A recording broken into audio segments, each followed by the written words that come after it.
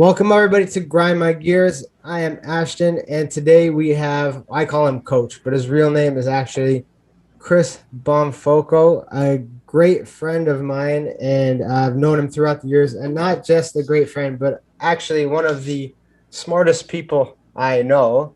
I'm not going to compliment you too much, but uh, one of the smartest people I know. So a little bit of background about Chris. Not only was he one of the best MMA coaches in Canada, that was how I met him. But he's also a history major, amazing businessman, one of the best businessmen I've ever came across and talked to. And he's got a long list of accomplishments as a coach. Not only that, he's a Brazilian Jiujitsu Blackbelt and competitor, and he's medaled in the worlds, right? Correct? No, remember I got hosed badly in 2016. Oh, yeah. I'll never let that go. But he competes at a high damn level. That's all we need to know. And now he's a friggin' Ironman.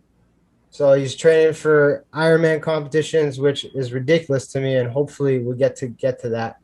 But first off, I just want to ask you, how's being a dad like? Because I know that you are new to that. Well, it's been just over a year now. It's the greatest thing that's ever happened to me. It changed my life. You'll talk about a little bit in this, I can't explain how. I mean, I'm sure many other active fathers, almost every active father, is that way. It's the greatest thing that's ever happened to me. That little George, I don't even have words. Yeah, it's funny how like when you're growing up, your parents are like, "Well, you'll understand when it happens to you," and you're always like, "Ah, shut the hell up! You don't know what the fuck you're talking about." And then when it actually happens, you're like, "Oh, okay, they were right." Yeah. Well, so many people, because it took us so long to have a kid, so many people at my academy and stuff, oh, it's the best thing ever. And I would always think like, they say that because they're supposed to. Like, I had no idea. Yeah, I really had no idea. Yeah, it boggles my mind how some people can't be good parents when you get to see them grow like that. I'm like, your little man is just a little bit younger than mine, and he's developing a personality now, isn't he? He's starting. Oh yeah. That's the. He's starting to react. Like last night, I was like, George, why are you doing that? And he stopped and looked at me, and he like got all quiet, and then came over. It's like I snapped him out of his screaming fit, right? And you start to see him really start to that just you see them develop. It's so interesting. I'll give you a cool, fun story here. Well, it's not cool. It's fucking terrible. But it's a fun story about my guy, Benson. So I have to put pants on this guy all the time because he likes to take his shit, rip his diaper off, and throw his shit all over the. Like one day we were taking a nap on the couch, and I open my eyes slightly, and I'm like, "What's on the coffee table?" Because he's in the playpen. Because he's a little shit. We have to put him in to keep him contained, right? We look over, it's his shit. He likes to rip his diaper. So now it's like a chastity belt. He was always wearing shorts because we don't trust him. He just rips his diaper off and flings his dick around. But that's what men do, I guess. Well, George started doing that a couple of weeks ago. He started taking his diaper off. He figured it out, right? So then we started putting the diaper on backwards over the last couple of weeks. Yeah, and you can't get the tabs, huh? No, we figured it out. Oh, yeah. So we have to put either we'll let him work because in Belize it's hot here, right? Yeah. So we'll let him run around outside. He likes to go on little nature walks in our area, and I have to put clothes on him. Like we'll let him run around if we're right there with him, and we'll let him leave his diaper on. But if we're going anywhere or if we're not going to be constantly eyes on him, we'll put clothes on him because otherwise he tears his diaper off. Tears it off. I haven't had poop flying at me yet. So I hope it doesn't happen to you, but Jesus, he'll forget. He doesn't throw it at me. He throws it on the floor, and it's like, surprise, bitch. I stepped on it once, and that's when we put that. He's on pants now. Pants duty for the rest. Yeah. Well, I've had dogs my whole life. Speaking of Belize, shit, you moved to Belize. So I didn't even know it was like that was so I didn't even know you guys were planning that. That was something you and your wife kind of just did. You kept it on the DL. And the reason, like we talked about this before, but the reason, you left is because and you had successful businesses here. So it wasn't like oh, you've lost all hope and you're just leaving. You guys had successful businesses here in Canada. You dominated the Niagara region in terms of health and fitness for a long time. Not only just martial arts, but also with the general fitness side, boot camps and lifting, right? And you packed up and you went to Belize. And so some people wouldn't comprehend making a move like that, but we're today we're going to talk about what's going on in Canada. So what was the first thing in your head that sparked this kind of move for you guys? Like just even thinking about it. Well, we had a plan prior to COVID. I mean, COVID changed everything, right? Yeah. So prior to COVID, we did have a plan that we did want to move here, right? But it was over time, right? We had a lease with our business. We were happy with our business. Like it took us, he introduced me that I'm, a good businessman. Like I would say like we ran the business for 12 years while we were close to 13 when we decided to close up, and built a lot of momentum. And I would say the first 9 years of that business, as a competitive martial arts school, we were crushing, and people were like, wow, that school's so good. They must be doing so well. Like I was so deep in debt. Like my credit cards were maxed. Everything was maxed. I was putting all my eggs in the MMA pot. Yeah. And it just reached a point where it's like, I like my wife was basically, we're not making any money. And then we redid the business. That's when I stepped away from MMA and folks. And by the time we got closed down, our business was just destroying it. Like we were doing amazing. And because we were running a real smart martial arts and boot camp. But yeah, there were some signs that started to creep up in 2015 that, late 2015, where it was like, okay. That was the first time the Liberal government got in, right? Correct? Yeah, and I'll confess, I voted Liberal that time. I made the Canadian mistake that how we get sick of our prime minister after 3 terms. Like Harper was an excellent prime minister, but he was doing a couple things that I didn't like. And politically, I'm what's known as a classic liberal. And you're going to hear a lot of people talk about that these days, right? Like I'm a libertarian. I'm a right-leaning libertarian. And what we're seeing now is not liberalism. And, I voted Liberal at that. It was the first time I actually voted Liberal. Usually my vote is thrown in the garbage anyway, because given the Canadian political system and the city I lived in, the Conservatives never stand a chance of winning in Welland. There's no chance. And same with Toronto's. If you vote Conservative, you're basically wasting. It's NDP and Liberal here. There's no.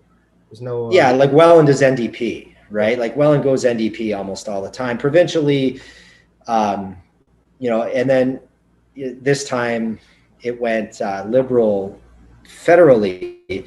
So I did vote Liberal. My issue with Stephen Harper was being a libertarian, I hate war. And I hated the fact that Canadian troops were in Syria. We had no business in Syria. I'm of political belief that, and what are we doing there? There's absolutely no reason for it. If the Syrians want to have a civil war, that's their problem. That's their issue. They should be allowed. Yeah.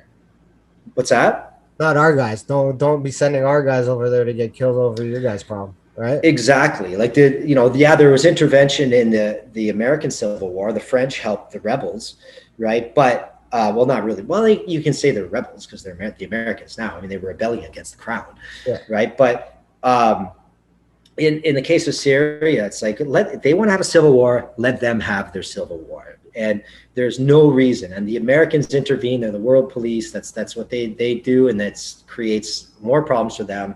I am of the mind that that's how terrorism is created. I mean, if you're a kid in Iraq, when Bush decided to invade Iraq, which is a war crime because he did it unjustly, and you're sitting and your best friend who lives next door and you're like 7 years old gets blown up by an errant bomb, like you're going to inherently dislike the men who aren't from your country walking around with guns. I mean, it's just flat out stupidity. My father was a Canadian soldier, and he was a peacekeeper. He fought in Cyprus between the Greeks and the Turks as a peacekeeper. Lester B. Pearson was our greatest prime minister, in my opinion. He brought that in with the peacekeeping Canadian military. Canada had no business in Syria. There was no peacekeeping to be had there. We were supporting the Americans. And yeah, they're our best friends and all, but we had no business there. And that is the main reason. I was like, you know what? This Trudeau guy, he's not really going to be leading. He's just a name. The Liberals have been, in government forever in the past. They know how to run the country. Not that much is going to change. I bet you. Oh, I totally do. Well, and I looked at the platforms, and the platforms were pretty similar too. And I was like, you know what? Like the Liberals, they were offering a bigger tax cut to the middle class. I'm middle class. My clientele is middle class. I figured, you know what? Not a bad choice. I had no idea. What was happening. I mean, the last election, I obviously did not vote Liberal. Yeah. But yeah, I mean, I think a lot of people in my shoes made the same mistake in 2015. 2015, yeah. Yeah. And it's almost like I was talking to one of my buddies at church one day, and this was just after this last election in the U.S. And the Trump is gone and the Democrats are in, and everyone's like, congratulations, you're on your way to socialism. And my buddy said, well, in Canada here, we've been on our way to socialism for the last 6 years. We're way ahead of you guys. You'll be okay for the next three, basically, until Joe Biden dies in the middle of his term, probably. I don't know if he'll last that long, but we've been on our way to these kind of things since he got elected. So, so I'm guessing that drove your decision back in 2015. I mean, based on 2015, you started seeing the signs there that you guys wanted to make a change. Well, we were just planning on our retirement, right? And it wasn't like we were going to leave prior to it being time, right? Like when we ended up having to close down because of COVID, my academy was doing great. I mean, my staff was incredible. Like we had a great rapport. Andrew was just fabulous. He was doing such a good job. The click between me, Blaine, and Andrew at the top of running the academy was just outstanding. And it just we got stopped in our tracks. And I'll go back to 2015, but then, COVID hit. I knew it was coming way in advance, like the toilet paper shortage and all that stuff. I bought all my stuff 6 weeks before. Yeah, I knew it was December. I knew it was coming in December because I have a client. He works a lot overseas. Yeah. And he had just came back from China maybe in October, and he told me this was happening. It was serious. So before it even became a thing here, I was very aware of it. I didn't take it as serious. Like, I didn't know it would get to this level, right? Yeah. I didn't think it would be like that. I thought it would be more like, remember the SARS outbreak? Yep. Barely, like I was a kid, I barely even noticed it happened. I was still playing sports. I was playing baseball at the time. You barely even noticed that it was happening. You just saw. Yeah, it's basically just Toronto, right? Yeah, just Toronto. So I thought it would be something similar to that. Big deal, it'll be over. Who knew that, we'd be having these kind of conversations now about these kind of things that are happening. So so now that you're in Belize, you get to see what's going on here and from fresh eyes on the outside, while I would consider myself right now a prisoner in my own country because I can't leave unless I have 10 grand to pay the government when I come back, because there's no way I'm staying in a quarantine hotel, especially with 2 babies. So I would consider myself a prisoner right here, right now. How do you guys, from the outside, as a Canadian looking on in, what do you see happening here that, maybe surprises you or for lack of a better term, maybe even pisses you off as a Canadian looking in, seeing what's happening right now? Well, nothing is surprising me. I've saw this coming for a long time. What makes me angry is I love my country and I can't go back. Yeah. I can, right? But I can't go back. It's not Canada anymore. Canada's a free country. It respects the individual. It doesn't do that anymore. We left. We knew what was going to happen, and that's why we left so quickly. Why so many people like yourself didn't even really realize what we're doing. No. A few people knew, but they were like surprised at how quickly we did it. I mean, we closed our house remotely, right? We were here when our house, we sold it when we were in Canada, but the closing didn't happen until we were here. Your dogs didn't even get over until a couple months after, right? No, it was 20 days. 20 days. Okay, I'm It was 20 days. Yeah. They got here just before the house closed too, because we were worried, like, where the dogs gonna live, right? Yeah. So it was like the and like, we really love our dogs, right? So Oh, yeah. and trust me, the amount of money it costs to get them here, it really shows we love our dogs. I can imagine. Jesus Christ. If it wasn't for COVID, it would have been not that expensive, but whoa, it was tough getting them here. But we were like, our family were saying things like, why are you guys going so quick? You don't have to go until the house closes. Like, we're getting out before we can. Oh, that's crazy. No, that's crazy. That's not going to happen. It's like, right. We got here December 31st. What was it? January 10th when Trudeau announced, oh yeah, you can't leave. Right. Yeah, they started travel restrictions from certain countries, and then I believe it was March, like the first or the first week of March. No, it was January when Canadians were told they couldn't fly. They couldn't fly to the Caribbean. Yeah, okay. Right. When the Canadian, you could still fly here on Delta or American Airlines, but they had stopped WestJet and Air Canada from and Sunwing from coming here. Right. Yeah. So, and yeah, it wasn't a complete stop, but we wouldn't have known that, and we didn't want to deal with it anyway. Yeah, because my parents went on a cruise at the end of February, and we were like, "Are you sure you want to go?" Like, because not because the illness, we didn't know how it was back then, but we were just like, "Are you sure you want to go?" Like, they're shutting stuff down, or you might get stuck. And what ended up happening with them is, a couple of ports didn't let them in, so they ended up going right back to Florida and then having to fly back right away. And they got lucky to get back before everything kind of shut down in March. So, yeah. Now that you say it, it did happen in January. I didn't realize it's been so damn long. You don't realize that stuff. Oh man, you guys in Toronto have been locked down since November. That's insane. It's absolutely insane. Not including the first lockdown. Right. Yeah, and you guys didn't come out of it until after, right? I think you guys came out of it, the first lockdown, in July. 2 weeks after. I think it was 2 weeks after Niagara did. Yeah, in July.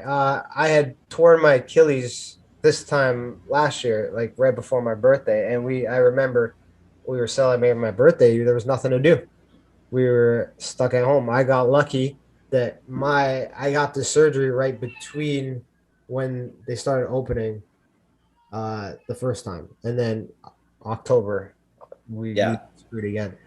So yeah, like our red flags were going off. Like you've heard me say in private conversations, right? Like Canada's turning into a fascist country, and COVID is just the vehicle for the government to implement its agenda. That's simply it. Yeah.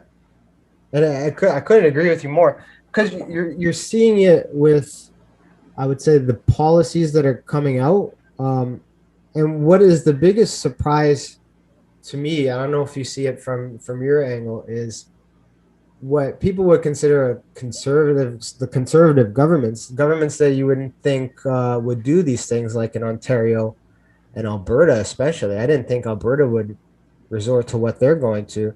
These conservative governments are kind of almost flip-flopping. It almost like Doug, like we'll talk about Doug Ford, like his brother must be turning in his grave based on all the stuff he's doing here in Toronto. And I don't know if it's this, maybe it's because we're stuck here and that's what I'm seeing, but it looks as though it's almost like there's not even different political parties in Canada. It looks as if there's one. Like if I was to vote for the next prime minister right now, I'd be pretty much voting for the same guy and the same. Aaron O'Toole is a tool. Period. Yeah. Right. Like, what a disgrace. Yeah, you're totally right. I mean, you look at, Doug Ford, it almost looks when you see him in his press conferences now, like he's got a glazed over face.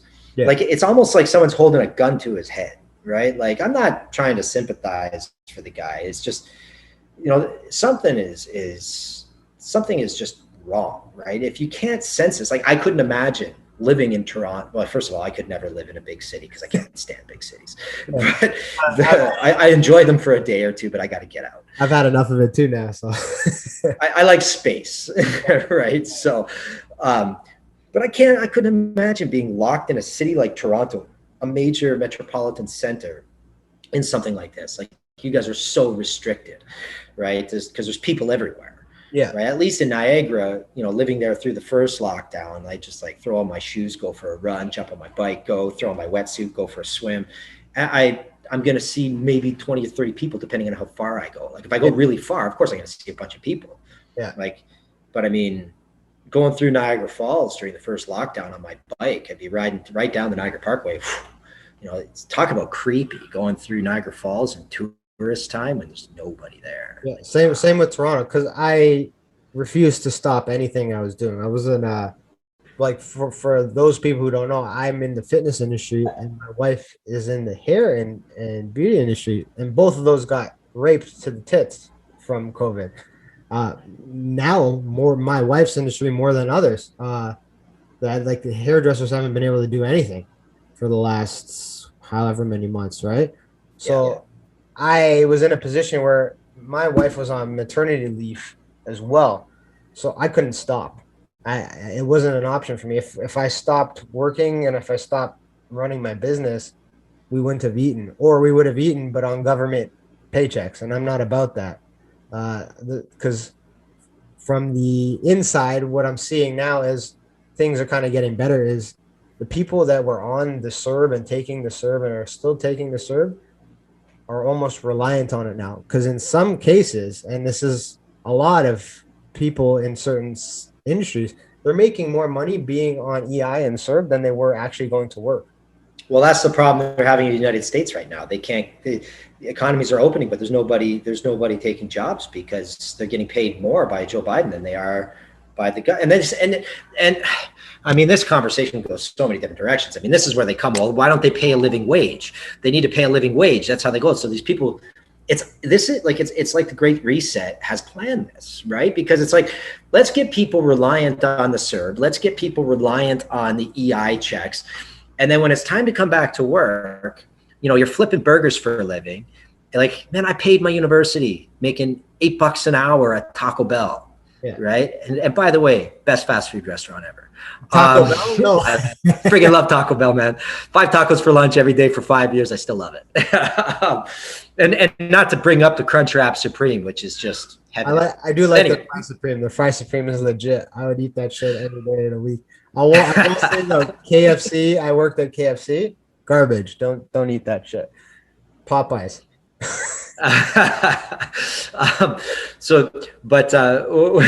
Where was I going before we got derailed there? That's what happened. We talked to 2 martial artists. Let me talk about it. We could go on about food all fucking day. No, you were on with the CERB. Oh, the CERB payments. Yeah. So people say like get a living wage. You're flipping burgers for a living. Well, the problem is if you increase the wage to $25 an hour, you're not any further ahead. Like, I don't understand how people don't understand this. You're no further ahead because the burger, you're getting paid $12 an hour right now, or $14 an hour right now to flip a burger, and the burger costs $8. Well, now you're going to get paid $25 an hour. Well, guess what? That burger's now going to cost $16. Yeah. Like it all goes up. But the biggest issue that's happening right now, and a lot of people, they don't see it because these left-wing lunatics, because they're lunatics, they're crazy people. Absolutely. they suffer the most severe cognitive dissonance. It's unbelievable that, they see this, well, the wage, like people are making, well, I want to get paid more, so I'm not going to go to work. Well, what's happening now is supply chain breakdowns. Yeah. Like if you don't have people working, you're going to run out of supplies. So now you're collecting your CERB check. I'm just going to use that because that's the Canadian terminology, which I understand more, is you're collecting your CERB check, and that's great. You're getting your money from your government, but nobody is making stuff anymore. And that's a huge problem that we've made globally where, what happened when the pandemic hit, right? Yeah. No face masks. Who makes a face mask? China. No drugs. Who makes the drugs? China. Right? Like we run into these supply chain issues because nobody's working. Well, their GDP increased during the pandemic, didn't it? Right. Well, I'm talking about goods. Now let's talk about food, farms, stuff like that. Look at the price of food going up. I mean, the United States a few weeks ago had a chicken shortage. It's insane here. I was talking to this with a few people, but my wife in specific. Like we would go to Costco, and we were a family of four. I have two kids, so they don't eat that much right now because they're babies. But we would go to Costco. You could probably drop 120, and you would be good. You would be set for the next 2 weeks.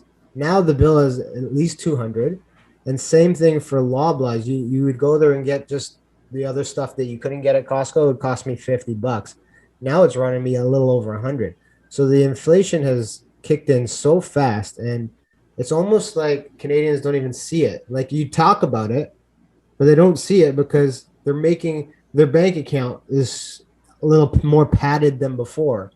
And then what I think what it might take is for that money to disappear all of a sudden before they realize what's happening. Because Yeah. yeah, your rent stayed the same or your mortgage stayed the same, but now the other expenses have increased significantly. This is what I'm afraid of happening in Canada, right? The housing market's gone out of control, Oh yeah, right? So now people can buy houses right now and they get their mortgages. The ugly sister to inflation, because inflation is a hidden tax, right? That's the government's hidden tax on the middle class and lower class yeah, because you're not being taxed, but they're printing more money so that your savings are worth less, right? So you get into the housing market with hyperinflation happening. Well, how do we stop hyperinflation? The historic economic strategy to stop hyperinflation is you increase interest rates. Like when inflation is high, you increase interest to bring inflation down, right? yeah, Well, people are buying these hyperinflated houses right now. So a house that would have sold 5 years ago for $250,000 is now selling upwards of $500,000 to $750,000. When you see a market where an asking price is 500,000 and then it sells for six, there's an issue there. yeah, for sure. So now what happens is you buy the house for six, you're stretched to the limit on your mortgage, you're suffering inflation. So the job that you have is you're not able to pay your bills as easily. Interest rates then increase to sort of stop that. But then after 5 years or 4 years, and you go to renew your mortgage, the bank turns around and says, this is what I'm scared of happening is, well, your interest rate right now is say 2.5% or whatever it is. And they're going to say, well, the interest rate when you're on the renewal is going to be 9%. So, yeah. That's Now you can't afford your mortgage. you can't afford your mortgage, and that's what I'm afraid of, and that's what has driven me and my wife out of the market. We don't want to touch it because of that. Because it might seem affordable now, but it won't seem affordable. It won't be affordable. It could possibly not be affordable at all in 5 years when those rates go up. And Well, have you heard about BlackRock in the United States? yeah, they're the firm, right? The hedge fund, right? Yeah, like they're buying up houses right now. People are trying to buy houses, and houses are being sold for, you go to buy your house, you put your bid on it for say 300,000, and then all of a sudden the bid comes back in and it's 330,000, and then you could say, okay, I'll go 335, and then they throw in 370 and you can't get it. Like these hedge fund companies are starting to buy up houses. And then here we go. The lunatic left is going to be talking about, these are conspiracy theories, No. even though it's happening right in front of their face. This is the Great Reset. That's why I'm afraid of the interest rates going up, because it's like, oh, you'll own nothing and be happy. Well, I already own my house. How am I going to own nothing? That's just a crazy conspiracy theory. Well, when you renew your mortgage, if the interest rate's too high, you can't afford your house anymore. Yeah.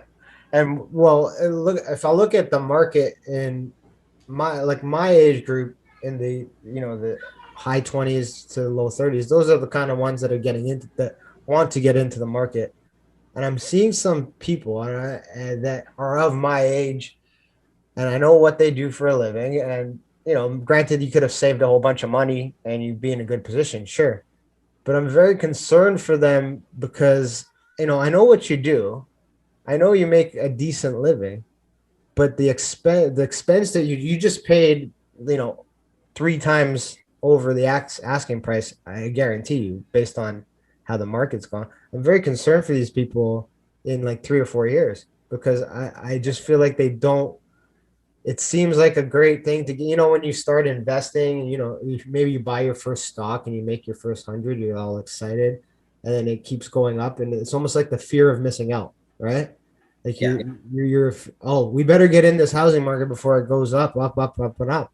And I just, and some of these people are my friends, and I don't want to say anything because it's then you classify as being the hater, or why you hating on people for doing better in their life. But I'm very concerned that people in that age specific group are hopping into that market are going to get crushed, Yeah. absolutely crushed, and there won't be any coming back from it for like 10 years. Like if when you Yeah, get that's why just before we moved here and we sold our house, we paid all our debts because, man, I barely even want to have my money. I barely even want to have cash right now, yeah right? Because you can have thousands of dollars in the bank, but it becomes its value goes down and down as inflation goes up. yeah But this is a really confusing time. It's sort of like people on one side will say, "Well, buy Bitcoin," right? I understand that. And it's a libertarian's dream, something like Bitcoin, because it doesn't, you're not regulated by the government on it. yeah But you're a power outage away or forgetting a password away of losing all your money. exactly. I've heard so many Right? Like, stories of people who had mined Bitcoin back in the day and forgot the password, and or lost a hard drive or something, and there's sometimes millions of dollars on that fucking hard drive and it's gone. right? Yeah. Well, like Tim Pool, I follow Tim Pool a lot. Like Tim Pool said, like if he invested, um, if he invested as much money as he was told to way back in the day when his friends told him to get into Bitcoin, he'd be a billionaire right now. Yeah. But but would you be, right? Because when it goes up, if you invest at $1 and it goes up to 20, like you usually sell at that point, right? You're like, man, I've made it. You don't expect it to go up like 20,000, right? Like, Well, and I don't think anybody did, and that's why it's under so much scrutiny from the government right now. Because, in my opinion, they're scared. They're scared it can become something they can't control it, and that's one thing I love about fitness is it's not regulated, right? Other than yeah, you gotta pay, to register your business and on stuff, but the government can't tell you how to run a Muay Thai class. They can't tell you how to teach jujitsu.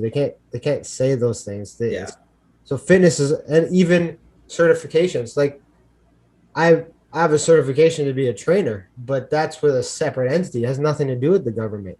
yeah. Speaking of that, here's a big kicker. So like my wife pays a registration fee to be a registered hairstylist in the province of Ontario every year. And I believe they collected somewhere north of like 15 million to 18 million last year from hairstylists and all over the country, all over the province. And they haven't been able to work. Why were they paying registration fees to be registered professionals and giving you all this money and they can't work? They should be giving that money back, right? Well, yeah, exactly. Well, when the pandemic first started and we got shut down, I was pretty vocal on my Facebook about like things that were happening. I couldn't believe like this one asshole comes on and he's like, "Oh, stop whining. It's for the greater good." It's like, okay, hold on a second here, right? That's one of the things. Like my business, we ran our business very well, and our business was doing excellent at the time. But my business was vulnerable to this. Yeah. Why? Because we ran it like a real business. We had a prime location, high rent.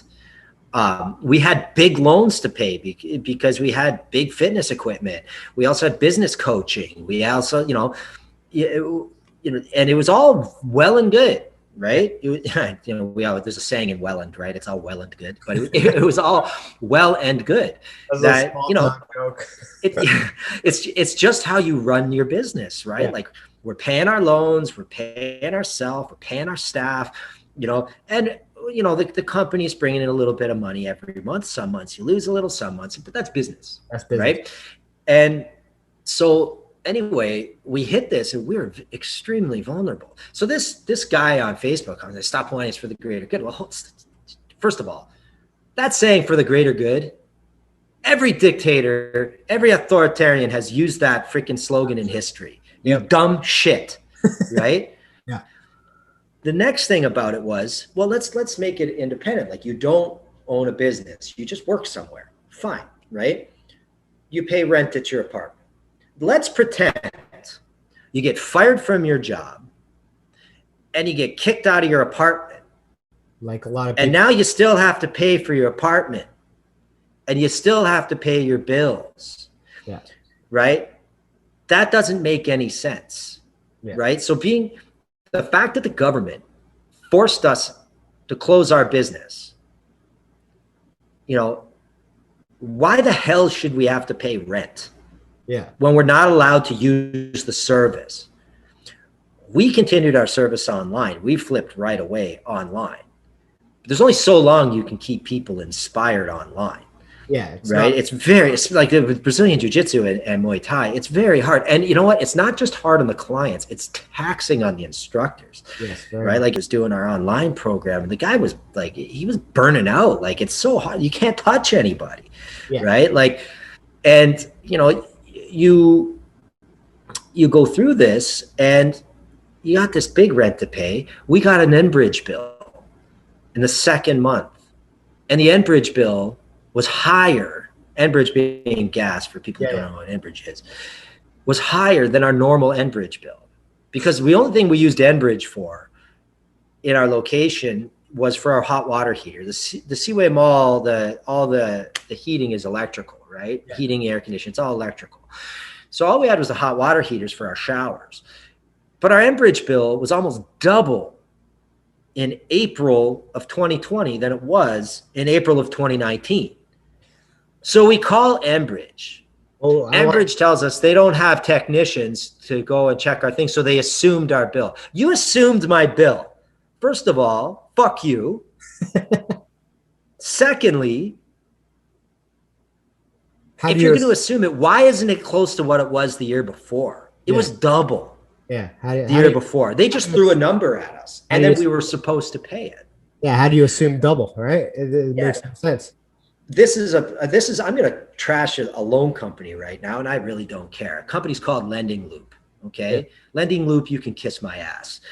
This is what happened with them. We had a loan from Lending Loop for our boot camp program, for a business coaching and group that we joined that helped us promote our boot camp, which kicked ass. Like these guys, it was an advertising company that we used, and they were fantastic, right? And we needed a loan for that, so we got it. We're paying our Lending Loop loan, no problem.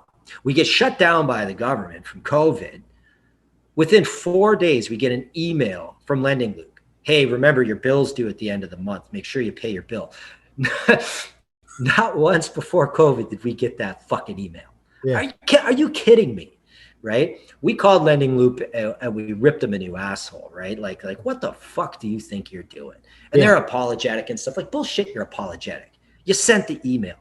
You're sending to businesses that you know can't operate in this, and you're making sure you're getting your money. So the thing is like Doug Ford gets up and he starts talking. The last thing he likes is greedy landlords. Well, first thing I got to say is our landlord, the Seaway Mall, was fantastic. Yeah. Great landlord. Okay. Absolutely outstanding landlord. I have nothing but good things to say about them.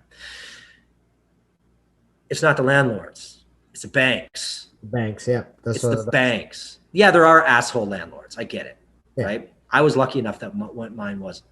But you know what? Like, because the mall needs its rent to pay for its loans. Yeah. Right? To the bank. Right? So, like this whole thing is such a disaster. So they shut us down. We can't pay anything. I know it's like, how do we make this operate in a capitalist society? Right? And I swear by capitalism. Right? When you see these big businesses like Amazon and Walmart, those aren't capitalist businesses. Those are oligarchs. Okay? Yeah. Right?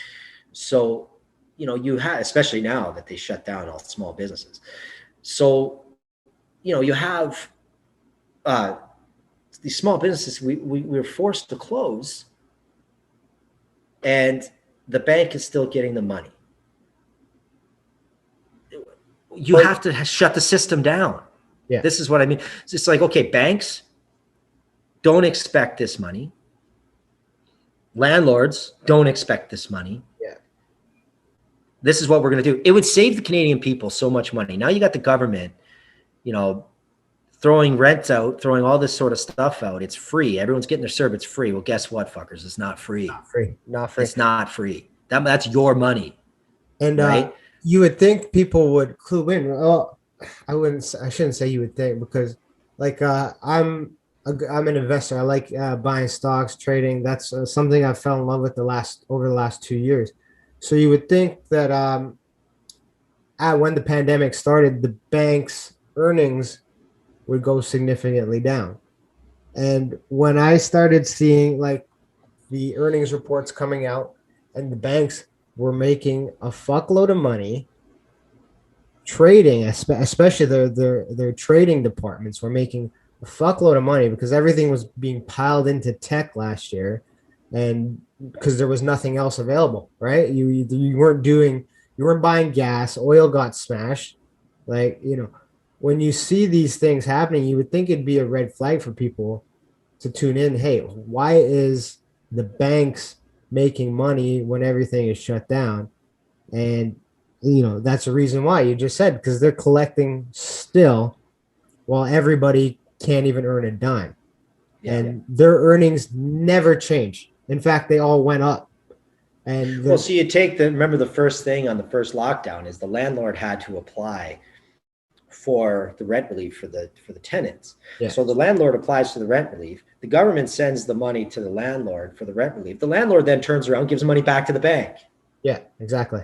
Right? Like, it's not an issue of capitalism. This whole thing is I commented on a Facebook post because someone referred to this as communism. I was like, no, this isn't communism. This is fascism.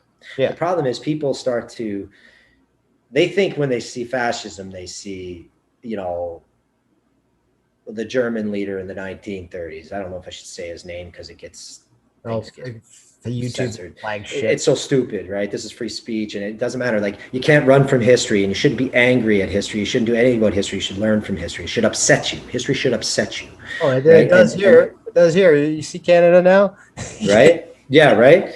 You open up a history book. That's called presentism. That's called presentism, right? So people expect people from 100 years ago to have the exact same values of people from today. Like you can't hold people 100 years ago accountable to the same standards as today, right? It's like that's a whole different conversation. We can go on that forever, right? It's like, but like you evolve, right? Like it's, well, the United States never meant that all men are equal because Black people weren't included. Well, that's the way they lived back then, but then they changed that. There were people back then who were activists who were like, hey, wait a minute, they should be counted as part of it. And then eventually they do, and then so on. But then you can't rewind, right? You got to just move forward. Yeah.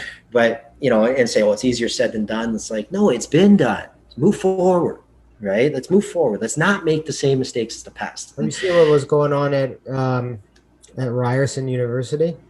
No, I don't. What's going on? I'll give you a brief background. So with all the residential school stuff, and like was making my statement on it right now. None of that shit is good. I'm not supporting any. No, of course not. Of course not. But now, like, they found out that Ryerson had some sort of connection to the residential school system, so they go around trying to cancel. They don't want his name on the fucking university. It's X University. They're trying to call it now. And they're going around toppling statues and spray painting shit and doing that. And it's accepted here. It's accepted as normal. That's normal behavior. But if myself, who I openly say I'm a conservative Canadian, if I was to go and topple some, Trudeau statue and paint on it and shit, I'd be going to fucking jail, right? But it's okay if you have this extreme lefty, crazy ass view. And I'm not supporting residential school system, but why would you, right? My point is that that guy, if he did support it, I don't know. He's like 100 fucking years old and he's dead. If he did support that shit, he's a piece of shit. But these left lunatics, they do support it. That's the problem. They don't see it because they can only see something direct. So when I bring up the 1930s leader, they see fascism as something like, well, it's white people feeling they're the dominant race and they hate Jews. Yeah. No. 1984, the society in 1984 is a fascist society. The society in Fahrenheit 451 is a fascist society. The society in Brave New World is a fascist society. Okay.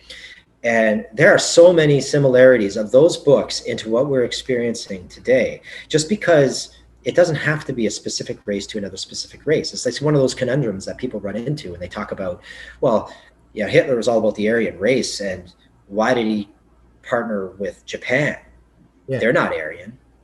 Well, they shared similar values of their culture, right? And it's not black and white like people see it is. But it's important for authoritarians to make people see things black and white.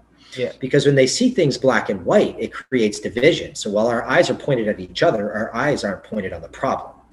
And so what's happening today when I say that these left-wing lunatics support residential schools, well, a lot of part of the residential schools was to have the Indigenous people of Canada despise their culture and not want to have their culture and to see themselves as problematic. Well, what the hell do you think critical race theory is, you freaking morons? Exactly. It's the exact same thing. Exact same thing. Trying to make, they're teaching these white kids that their culture is bad and, you know, every problem in the world is from them. Like, who'd have thought, you know, like it was only Europeans who had slavery in history. Yeah, I know. Right? Like, for fuck's But sakes. that brings us into a good what I wanted to ask you about, because from you on the outside, it's you can see how bad it. I see how bad it is on the inside, but from the outside, what's going on in Canada right now is there's political segregation, medical segregation, and racial segregation that, in my opinion, is all-time high. I can't walk around the streets of Toronto without feeling tension. There's always some sort of fucking tension, whether it be with the maskers, and you know, people would call me an anti-masker. I don't fucking walk around with a mask. There's the problem right there. We'll get into that in a second, but keep going. But I don't walk around with a mask on. So I would be considered an anti-masker because I'm not walking around with a fucking diaper on my face. So I'm part of a problem. You know, I'm a right-leaning conservative. That means you're automatically a racist and you don't support minorities doing anything great. No, these lunatic lefties, Ashton, would call you a white supremacist. Yes, exactly. And and you know, here's something. Here's a funny one. This guy I used to work with, he posted some stupid shit on Facebook about Donald Trump. It was an anti-Donald Trump, and I don't walk around being like I'm make America great again. But if I lived in America, I'd vote for Donald Trump straight up. But so he wrote something about Donald Trump, and I simply responded to his story saying, "That's not true. That's it. That's not true." Then he counters and posts the whole shit about. All of a sudden, I became alt-right. He's like, this alt-right. I'm like, hold on, what the fuck, dude? I don't even know what alt-right is. How did I go from being, somebody with an opinion that generically leans one way or the other? Because I would say some of my opinions on certain subjects lean towards the liberal side. So how did I go from being, somebody who just has a tendency to lean to one side to all of a sudden I'm the fucking extreme? So that's my biggest example of how ridiculous it is to live here right now, because it's almost like there's three different types of camps you're in. You're either, you're on team conservative, team liberal, you're on, team mask and taking the jab, and team non-mask, or, you're either, you get what I'm saying? Yeah, well, this is the problem, and this is where their cognitive dissonance is so crazy, because like they talk about inclusivity. It's like, man, if your child is a communist, you're a failed parent, right? So I just have to go off on that. Inclusivity. Well, you're only inclusive. The way they see it is you're only inclusive if you do everything that they want you to do. You see that the greatest tool of the authoritarian is social pressure. Yeah. So somehow people get in their head, like I said, they see it black and white. They can't see the parallels in history because they're trying to look for the exact same results, like the exact same people doing the exact same thing. They can't see that, the shade of skin doesn't matter, but the behaviors can be the same, right? It doesn't have to be the exact same actions, but actions that reflect, that are kind of parallel to the actions. Just because maybe, like the one group, this group, they eat sausage all the time, but this group can't be that group because they eat chicken, yeah. Right? Like that's where the problem is. So what you have is we have a weapon of mass destruction, and that weapon of mass destruction is social media, right? So the authoritarian uses social pressure. They see these people, they see like, well, you know, the dictator walks down the street with his army and then seizes it and takes it over and then forces it upon people. No, empires fall from within, and our empire is well beyond that. This weapon of mass destruction that is social media is creating a social pressure where you have no choice but to do what they do and say what they say, or face, you know, social suicide. Yeah. Right. So if you come out, that's the whole thing. They did it meticulously with Donald Trump. You know, if someone says, "Oh, I support Donald Trump," all of a sudden, what are you now? Racist. Well, you're a white supremacist. You're a racist. You're a xenophobic. You're you're a misogynist. Boom, boom, boom, boom, boom. So what they're doing is they're so inclusive that they have to give everybody a label, right? Yes. Last I looked, that's what the Nazis did. All right. You have to like see it. So you're saying like a vaxxer and an anti-vaxxer, like that terminology alone is toxic. Well, that term, because just before you had your climate denier and, you know, what they have to label everybody so that they can use social pressure to push their agenda. Sorry, I'm going on here. I got to keep going. Yeah, right. And then they, you know, so that you use your Twitter, you use your Facebook, you use your YouTube. What else have they done? Well, they've been censoring anything that's against the narrative.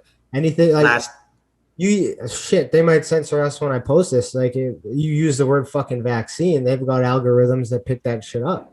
Yeah, so, sorry about that. Yeah, I don't care. I don't care. That's I'll say jab. But I was doing my bad. I know better.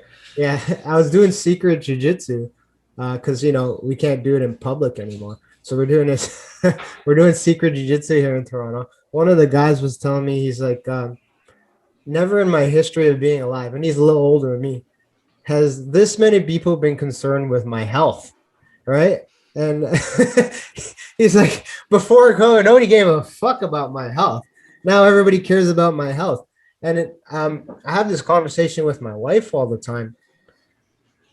Never before have I been asked this many times about my medical history. Like on a daily basis, when you have just normal interactions with people, hey, have you got it yet? Have you got the jab yet? And you know, I don't want to talk about it. It's none of your fucking business. But two, the answer is going to be no. And I'm not an anti-vaxxer. Like I just got, my son is fucking fully vaccinated with all the shit. My daughter is too. And people are like, well, why would you do that? And you're cool with that, but you know, you're against this. I'm like, well, first of all, it's an emergency that jab. It's not 100% studied yet. That's number one. And two, I want to see data. I haven't seen concrete data that warrants me putting this into my body.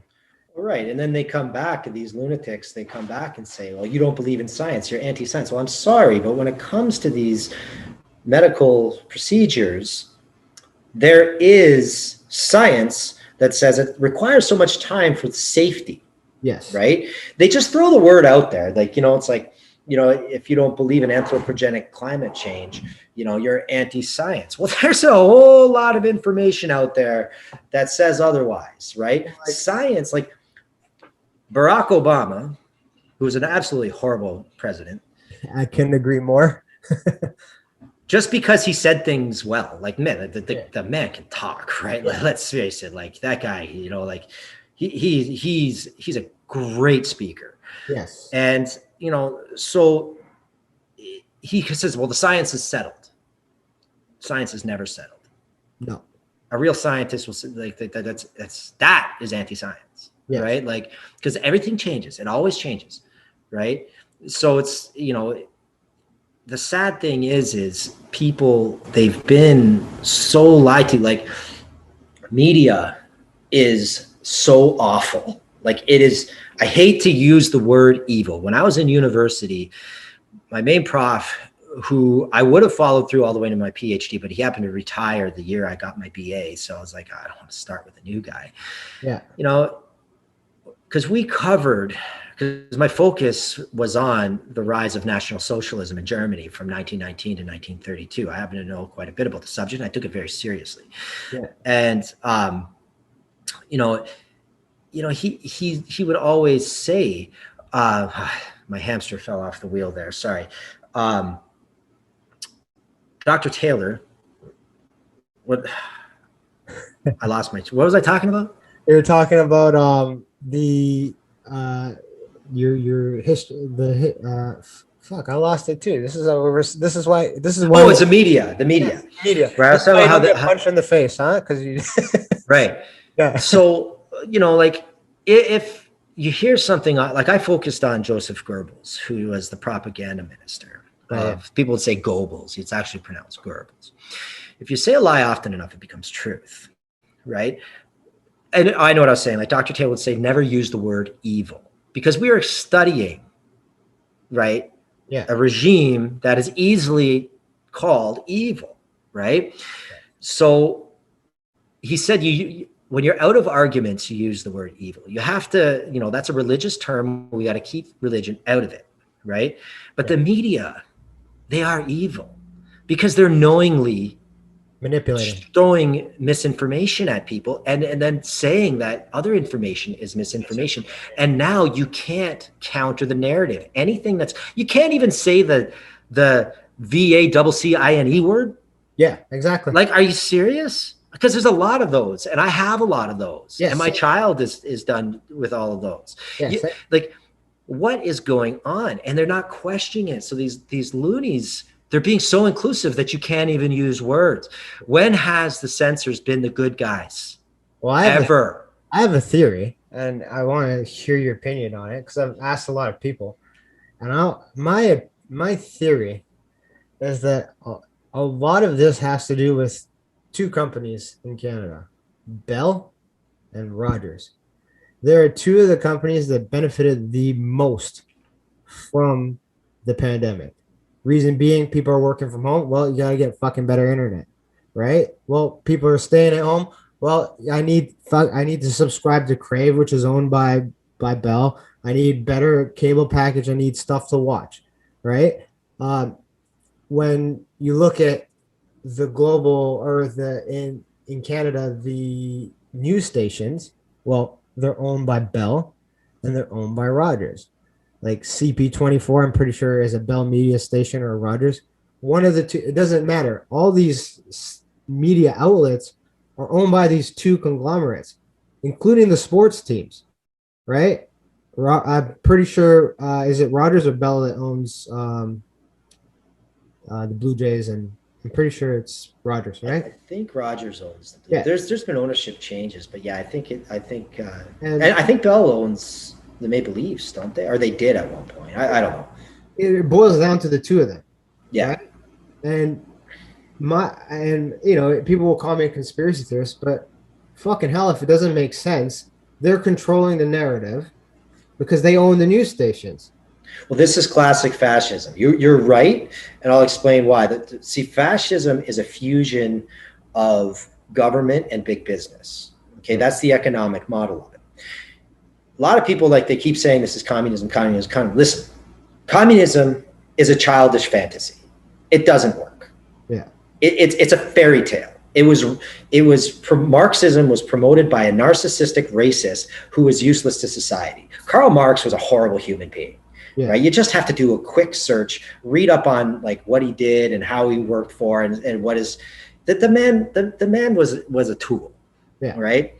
And he wrote this, and these people keep going. They wrote the Communist Manifesto, and it's a fantasy. Human beings are not ants. We have sovereignty. All right. Now, you were always taught in school that the far right is fascism and the far left is communism. Right? This is not true. Yeah. And it can't be, you got to study the French Revolution to really understand right and left and you can't really, because that's where it comes from. Yeah. And you can't really look at things exactly the way it's written in the books because things change, things evolve. So communism gets tried. Every time communism is tried, it turns into fascism. That's why it fails. Yeah. I feel that almost every society is doomed to collapse under fascism, which is why 1984, Brave New World, and Fahrenheit 451 were all fascist societies, right? Because what happens is this. In order for communism to work, everybody has to be on the same page. All right. So they never are, right? That's never going to happen. You have to accept the sovereignty of individuals. Yeah. The second they put a bullet in the back of people's heads who are dissenters from communism, that country becomes fascist. Yes. Right? The country where this virus came out of is not a communist country. It is a fascist country. Yeah.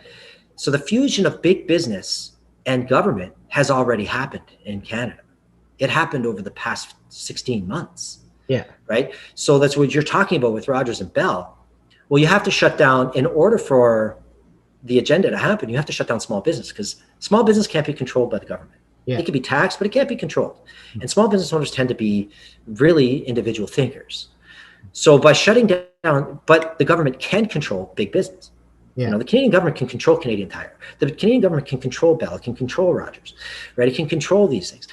So you have the largest wealth transfer in human history over the past 16 months. Yes. From the people to the big businesses. These big businesses. So this was the Facebook comment that I got to go back like 10 minutes, because the guy said that we called it communist. And I was like, no, it's fascism. And then he was like, well, I haven't seen the fusion of it. And then I broke it down, right?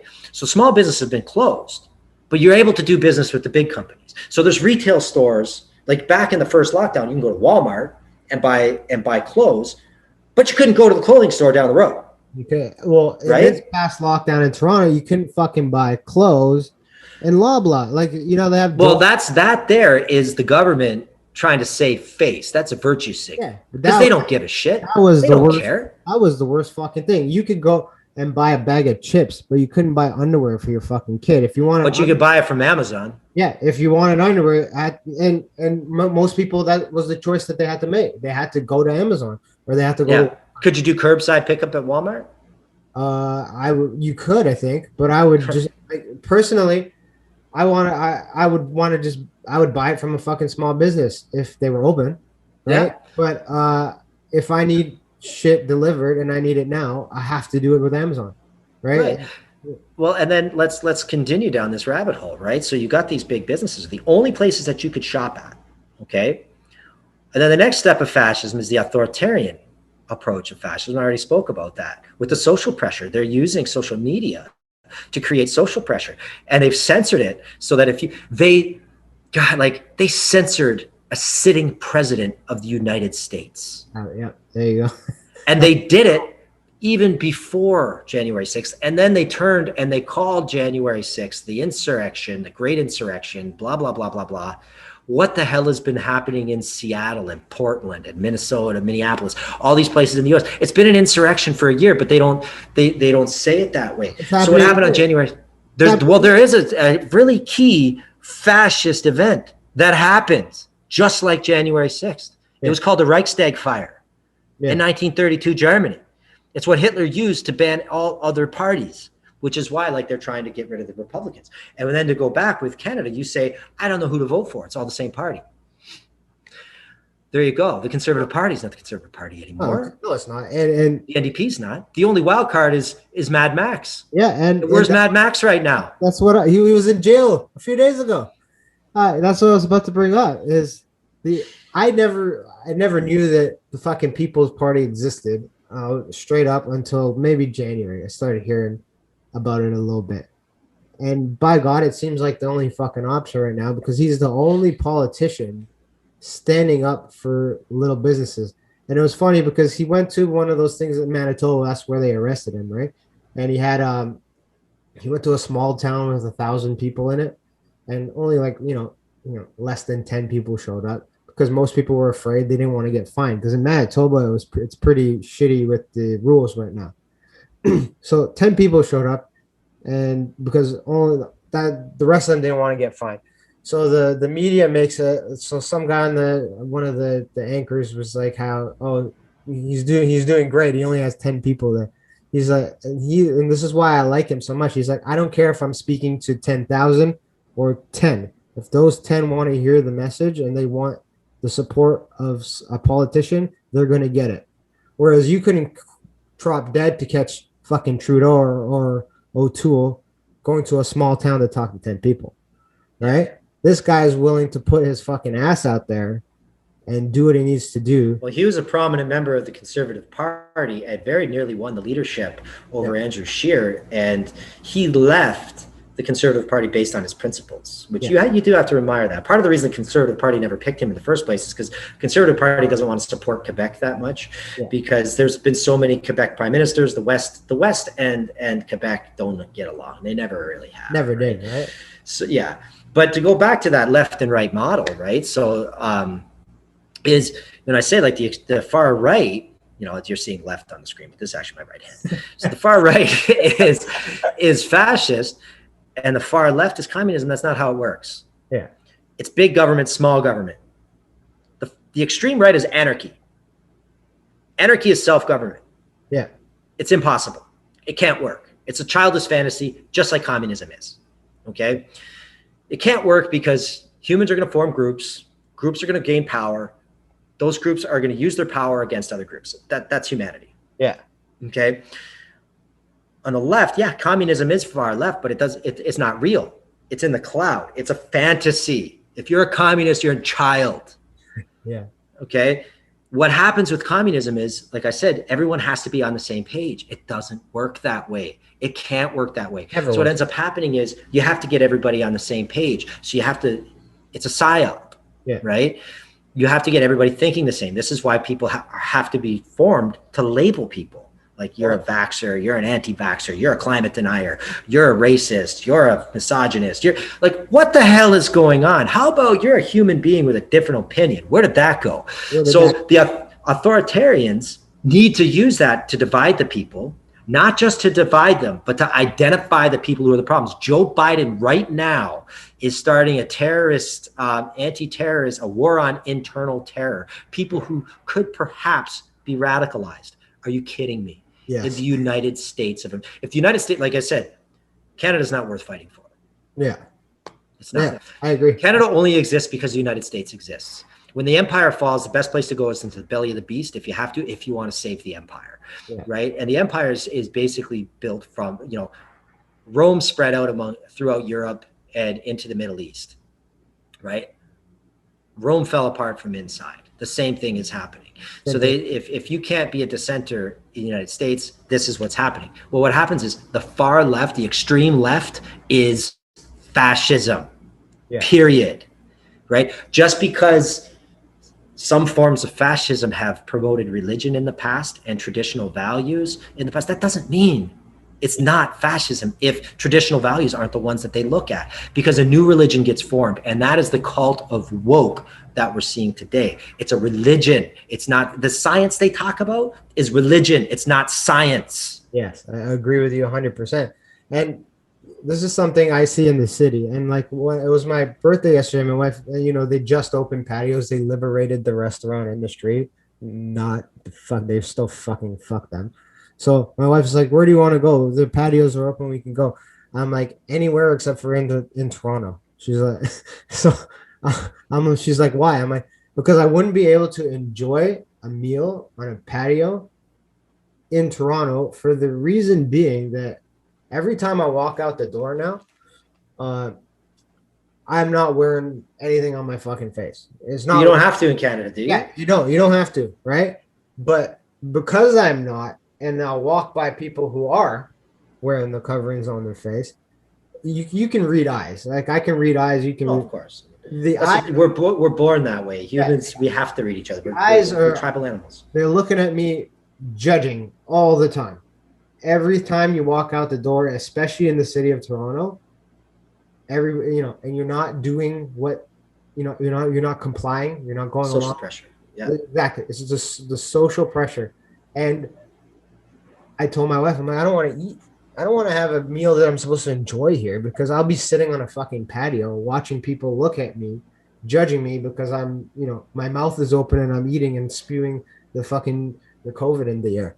Because that's what the media has led people to believe, that if you're just a human being breathing and you don't have a face mask on, you get. Well, if you identify all other human beings as a threat and a danger, you've established ultimate control.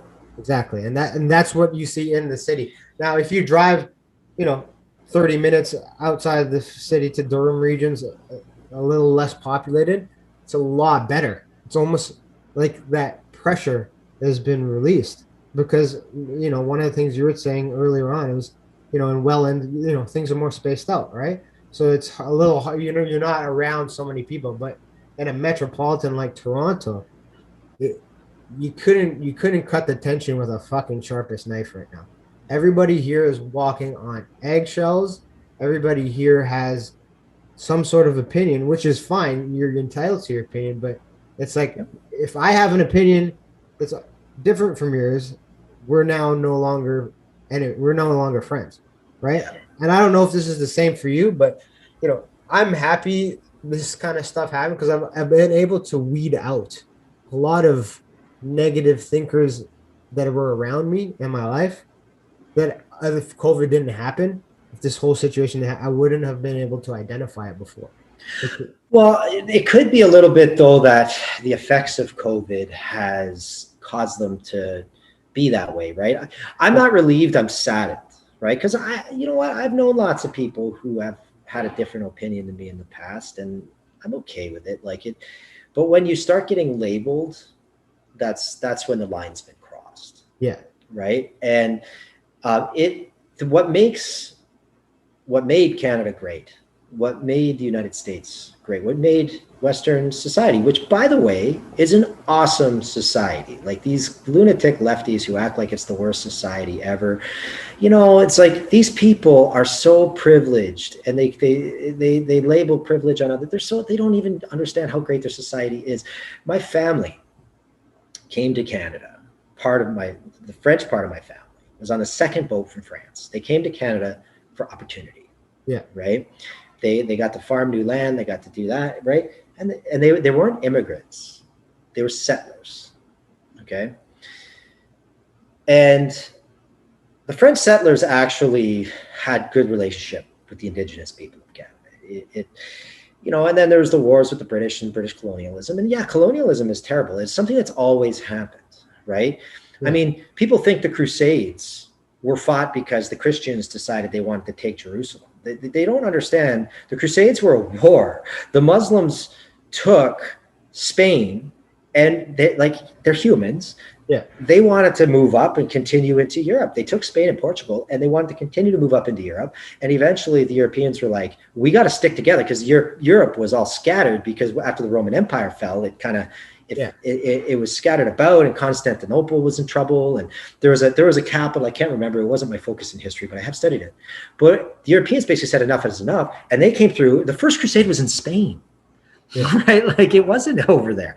And then, like any war that they pushed out, they battled them out of Spain, and they continued to push their territory. And it was terrible, because war sucks. And Yes. it's never the people. And see, that's the thing. These authoritarians, they use social pressure to keep the people under control. You're not going to war to fight the Yeah. the farmers from a different religion. You're Yeah. going to war because you've been manipulated by the people controlling your mind in your society, and they're going to war with you because they've been manipulated by the people who control their minds in their society. Well, and it's even like when we come back to this, what you were saying with that social pressure and bringing it back to what's happening here. I have a few clients and a lot of people I know in the just around the martial arts community.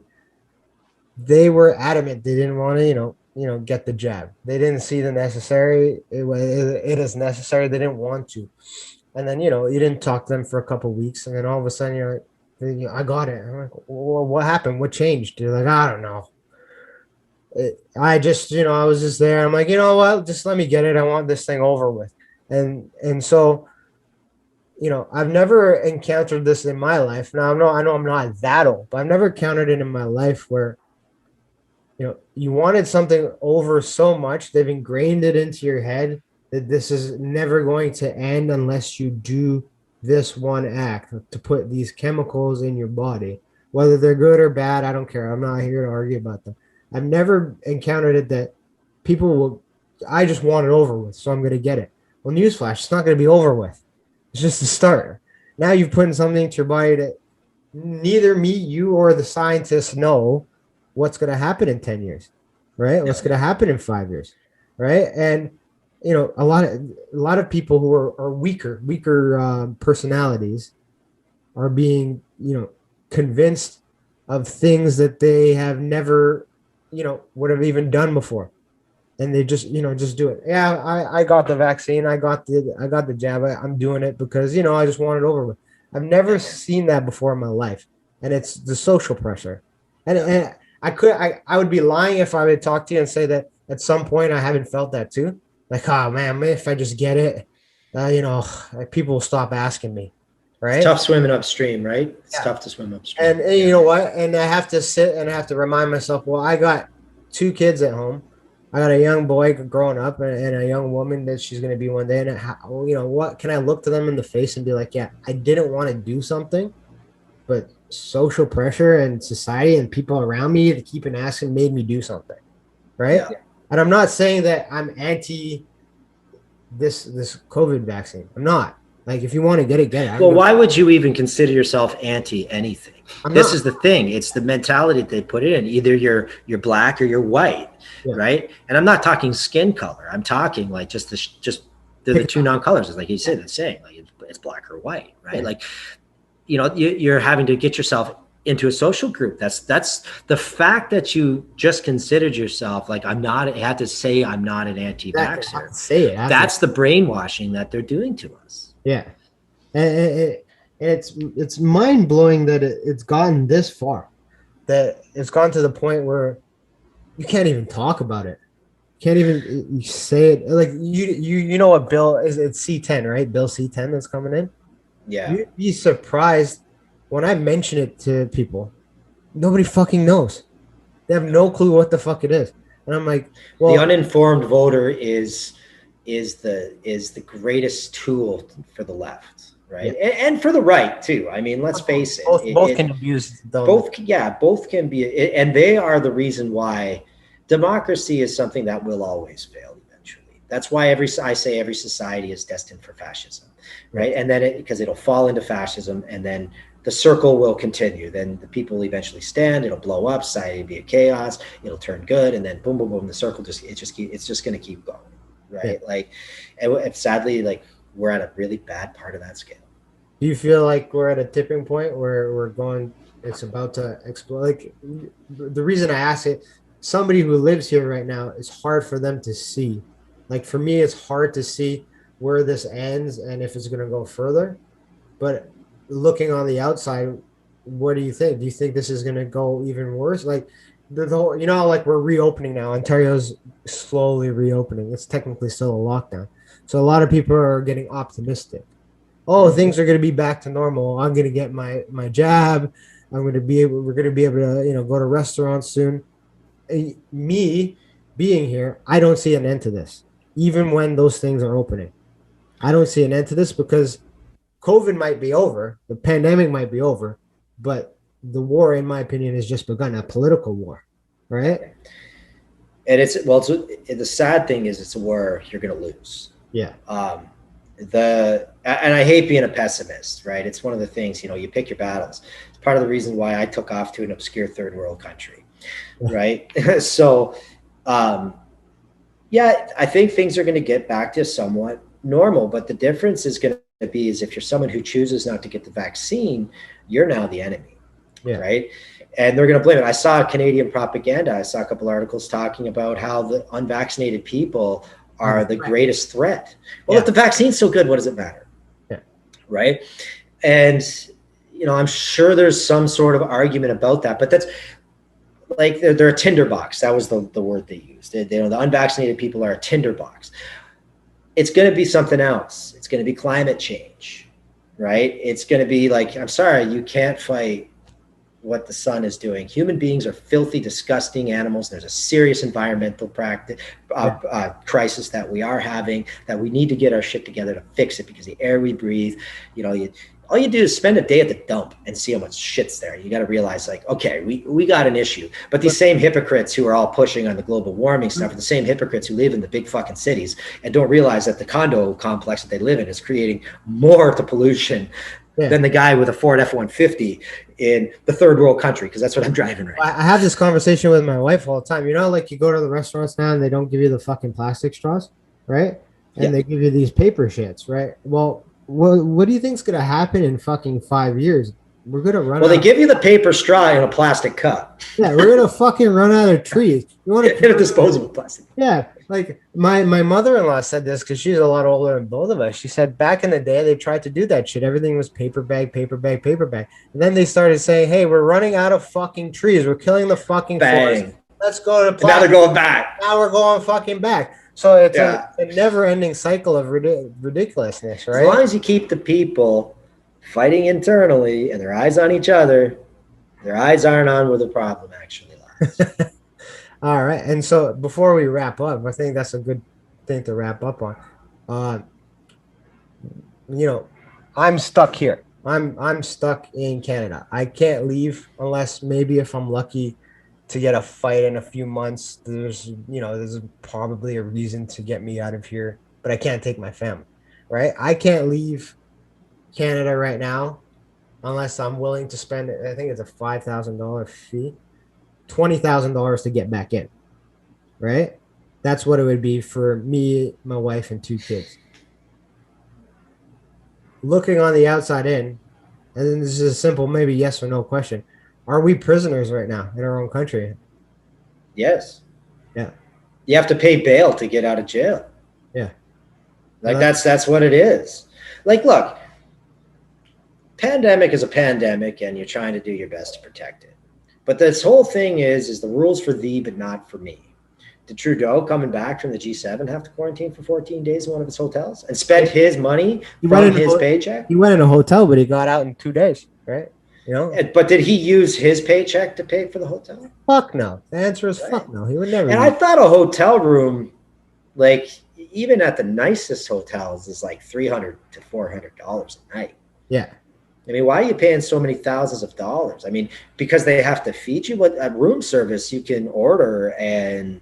Well, you've seen the food that they're feeding them. It's fucking sandwiches with processed cheese. It's not real food. That's what I heard. Yeah, I didn't see it. I just heard it. I didn't see it with my own eyes, yeah. right? So it's like, why? Yeah, the question is, and I'll bring it back to this. Would probably be a conspiracy theory, but I guarantee you it's fucking true. That's part of the way they're getting some of the money back from all the serve that they've been fucking handing out. Oh, of course. Right? Just wait until the tax, like, there's hidden taxes and stuff. Like, look what Biden's doing right now with this death tax and stuff like that, right? It's like, oh no, that's for, like, it's not going to affect the rich people. It's going to affect the middle class and lower classes. Yeah. Right. It's the whole, like, to say like it's the pessimistic thing is the whole system is rigged is, look, if you watch V for Vendetta, great movie. Great movie. Actually, it's so pertinent to what's been happening. Yeah. Is his speech when he gets on the radio and he says, or on the TV and he says, like, it's your fault, right? In the end, like, you just got to look in the mirror and realize it's your fault, right? Like, we allowed this to happen. And the sad thing is conservatives have been silenced really well by the social pressure and social media, not just from direct censorship, but see, last year while Blaine was, she was in labor, I posted a J.D. Sears video on my Facebook. I love that guy, by the way. He's absolutely hilarious, right?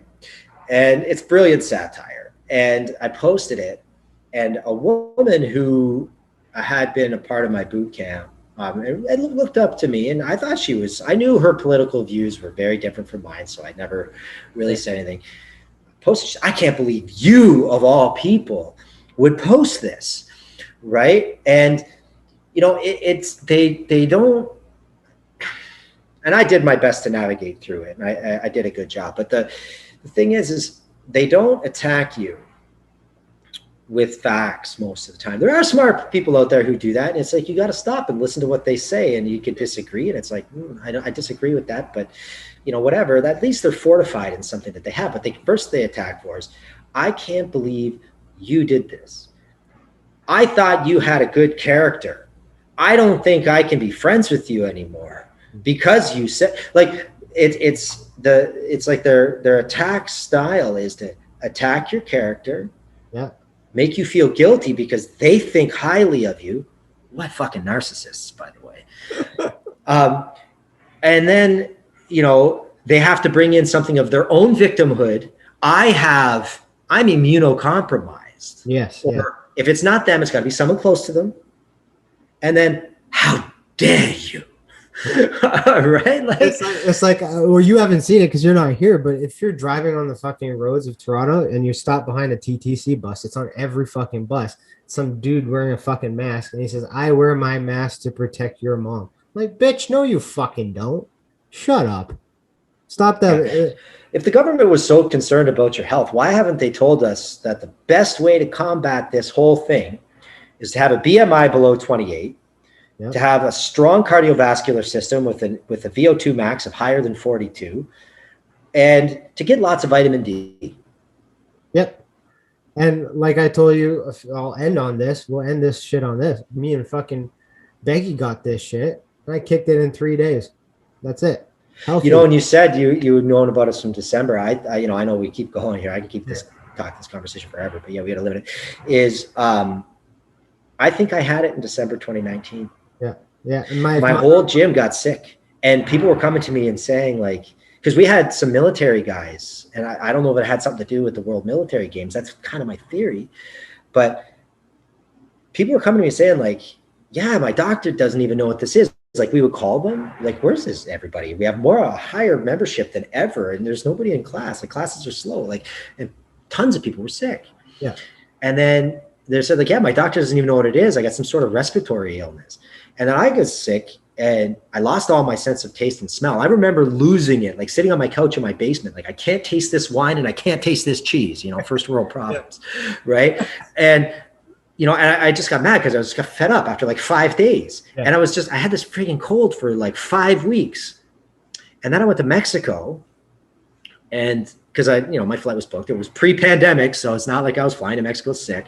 For not being an evil bastard. I was afraid I was going to be sick on the airplane. They wouldn't let me on the airplane, right? But I was okay, right? Because I had the sniffles and stuff. But it was, I took some Actifed or something like that before I went, so my symptoms would be down. I got to Mexico, and within 24 hours, it was gone. I got some sunlight. Yeah, sunlight, vitamin. And I say this, I remember, like, my wife just had 2 kids. She did it 2 days after me. I kicked it and she kicked it. Everyone was fine. Now, I'm not saying that's the same case for everybody. No, it's not, right? But but they'll attack you saying, you're insensitive. I knew this guy who knew this guy who knew this guy who knew a guy who died. Who died from it. I'm like, what the fuck? I know a guy who knew a guy who knew a guy who died from a fucking herpes. Like, Jesus Christ, everything. You can die from anything. But, like, it's not something that we need to be afraid of long term. Now that we know what it is, it's under control. I think we need to get back to our fucking lives. You know what I mean? Yeah. And I know I keep saying we'll end on this, but I'll fucking end on this. It's something that's in the martial arts community that you don't see very often. When you're fucking sick, you don't show up to the gym. No, you don't. It's I used to get so mad at students who would do that. Yeah. So mad at them. Like, if you have a ringworm, you don't come to the gym. If you feel you have a cold, you don't come to the gym. Like, it's been going on in martial arts, this whole social distancing bullshit, since I've started, which has been over 15 years now.